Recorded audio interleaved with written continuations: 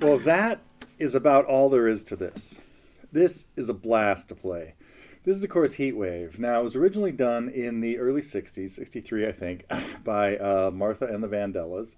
And it was a huge hit. Put them on the map, put Motown on the map, put the Holland-Dozier-Holland songwriting team on the map, and really kind of launched the whole Funk Brothers Motown sound. And or it was at least part of the early days. And a few years later, about 10 years later, 12 years later, I guess it was, probably 1975, Linda Ronstadt did it and brought the tune to the next generation, although it was, again, it's not really a new generation. But, and that's where we're going to take a look at the way Linda did it in on her album Hasten Down the Wind.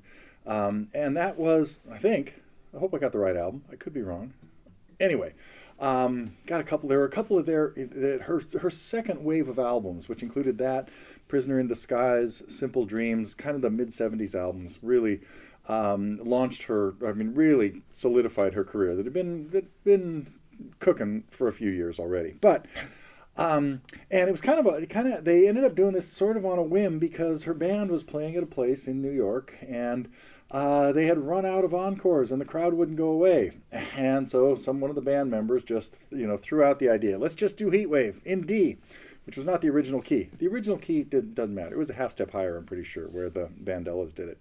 But the owner of the place helped them with the chords, and they went out and did it, and they decided to keep it in the repertoire because it was a great tune for her. And anyway, it's very simple. You just have to be able to play a couple of bar chords. It's the 6 chords in the key of D. We're going to talk a little bit about the theory going on in that, and of course has this really common rock shuffle only done on one chord. You hear it in Chuck Berry tunes. Anyway, we'll talk a little bit about that too.